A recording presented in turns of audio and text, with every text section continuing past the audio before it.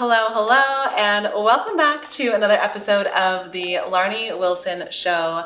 I'm so excited for us to go into what I realized is actually part 2 of this conversation around perfectionism. And today we're going to be focusing on how you navigate things not going as planned. Now, here is the thing about perfectionist tendencies is that we want things to go the way we expected them, right? That's the whole thing. Like, we want to be in control of the outcome. That is like the thing perfectionists want.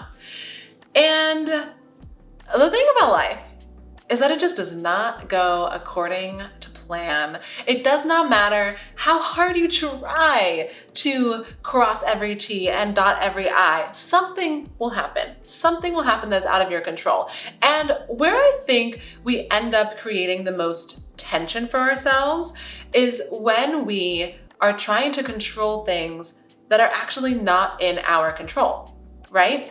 Because we realize there are some things that we can control, like our reaction to things, how we navigate through things. And there's things that we cannot control, which greatly outnumbers the things that we can control.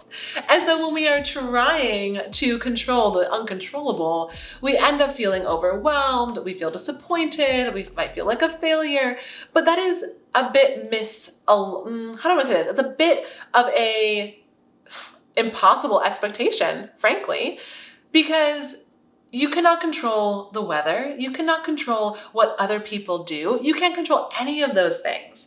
But when we tell ourselves, oh, well, if I just try hard enough, if I just prepare enough, if I'm just cautious enough, if I'm just funny enough, if I'm just organized enough, I'll bypass all of the discomfort. That, my friend, is you setting yourself up to be disappointed. So let us talk about how we can navigate through these things. I was thinking about some questions that would be useful for us to consider, just like a starting point of when we're navigating something that didn't go to plan. So, for example, do you tend to replay a conversation that happened in your head? Do you go over a situation that happened and think, I wonder if I could have just done something different, said something else, tried to be more funny, or not said this thing, or actually added that thing? Do you ever do that? Because if so, I want you to ask yourself, why am I doing this? And so maybe you're going to respond and say, well, I'm doing it because I'll know better for next time. And it's like, okay, so what are the chances that this exact scenario is going to happen again in the future, one?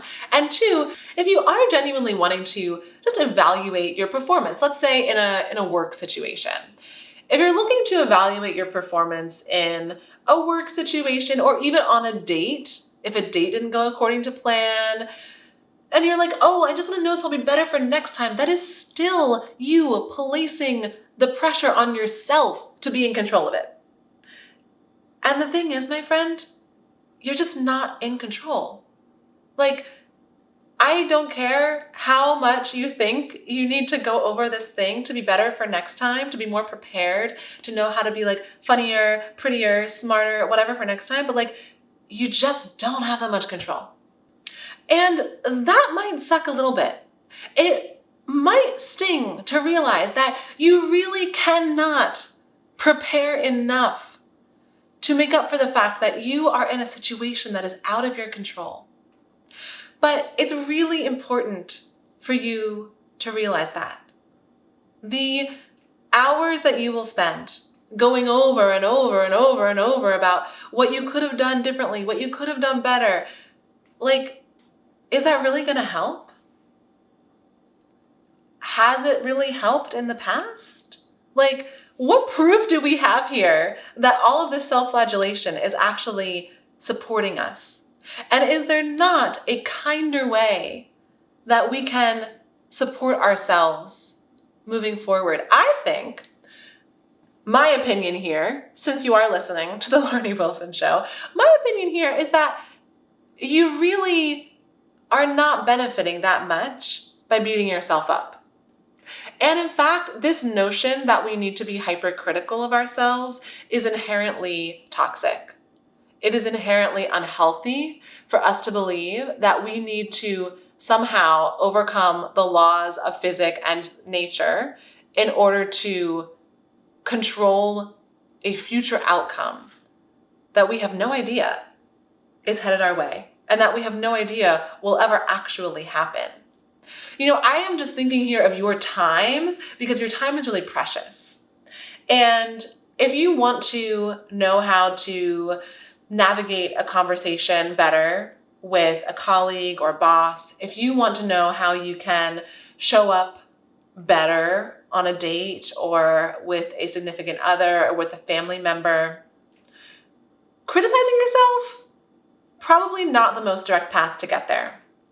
But you know why it sometimes seems like it is? Because that is also a subconscious belief. When we jump to criticizing ourselves as a form of our perfectionism, it's because we believe that that is the fastest way to get there. It's because we believe that that is the way that we're going to get where we want to go. And there are so many reasons why you may have learned that.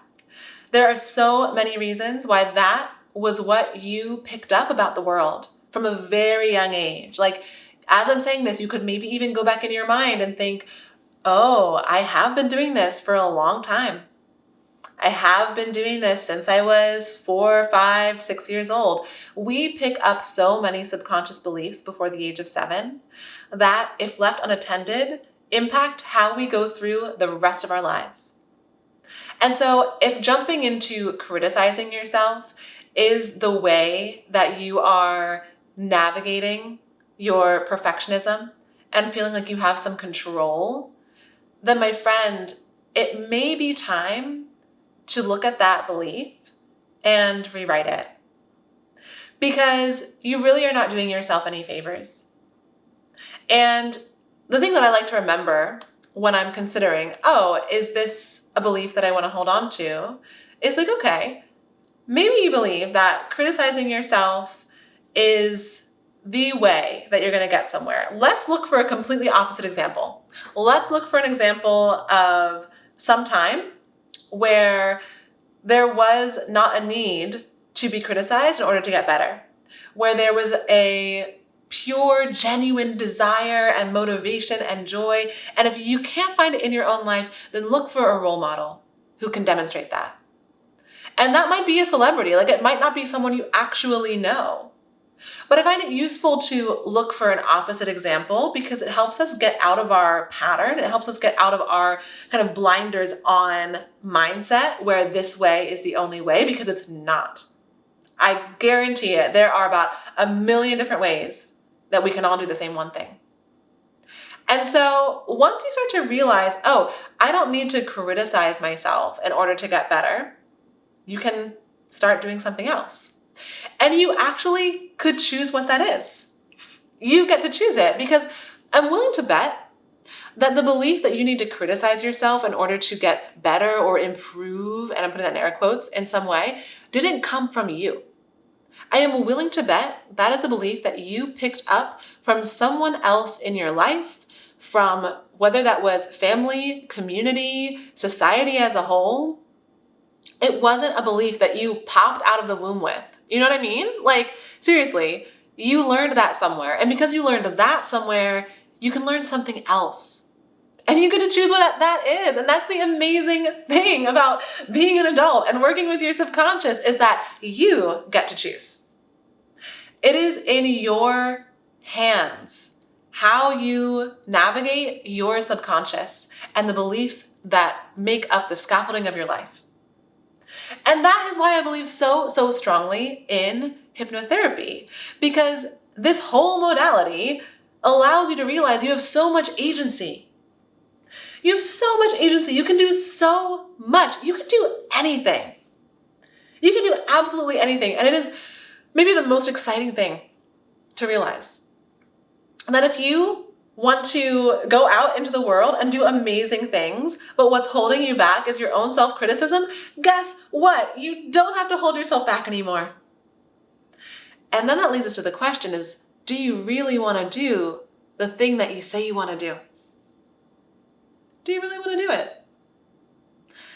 And there's a good chance that you do, but there's also a good chance that there are some fears or hesitations or doubts that have been lying underneath the self-criticism that then you'll also get to acknowledge and transform into more supportive subconscious beliefs so that you can take that conscious action.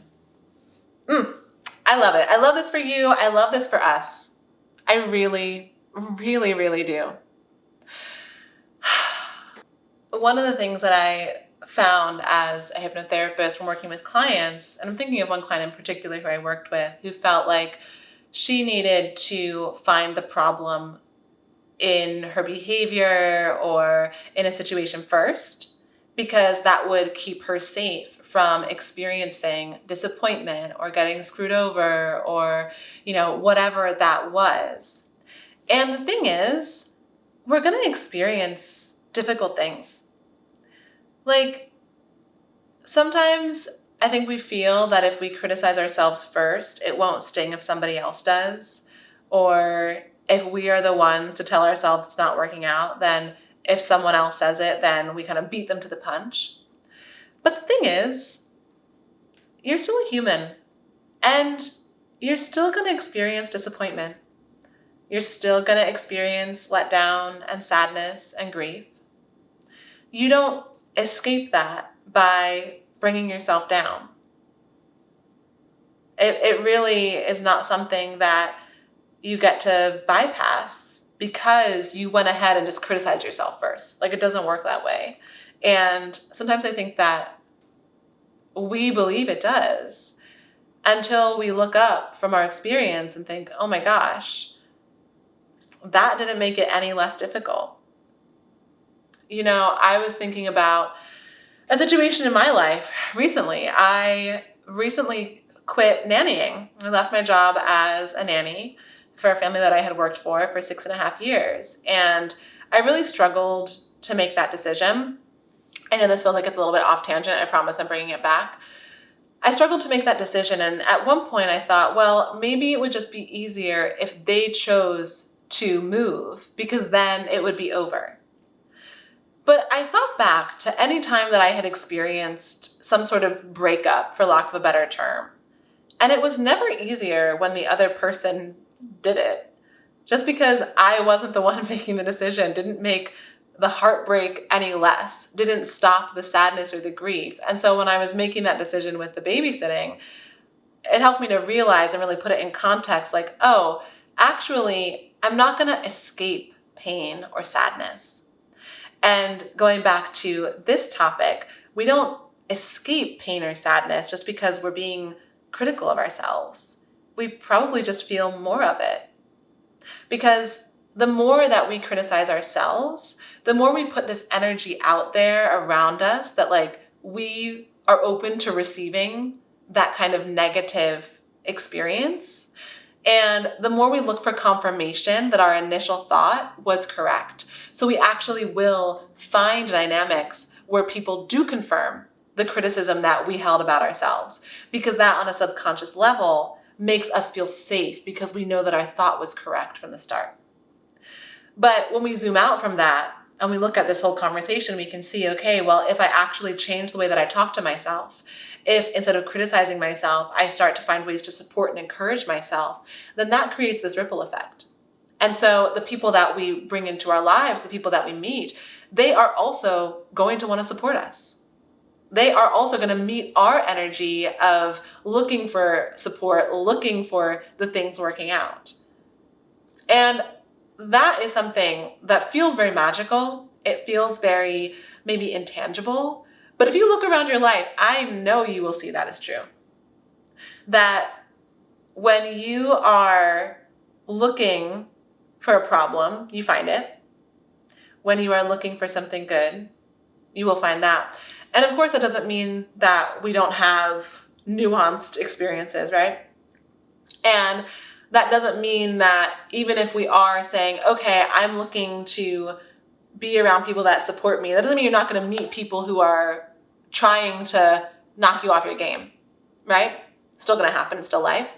But when you have that belief inside of yourself that I am doing my absolute best, I believe in myself, I trust myself, I'm showing up for myself.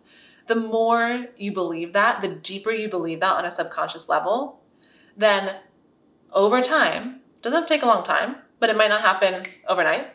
But over time, you create a community that also supports that for you. And you ultimately then get to live a life that feels so good because you feel good. And everyone around you also wants you to feel good. And I want that for you. I think you want that for you too.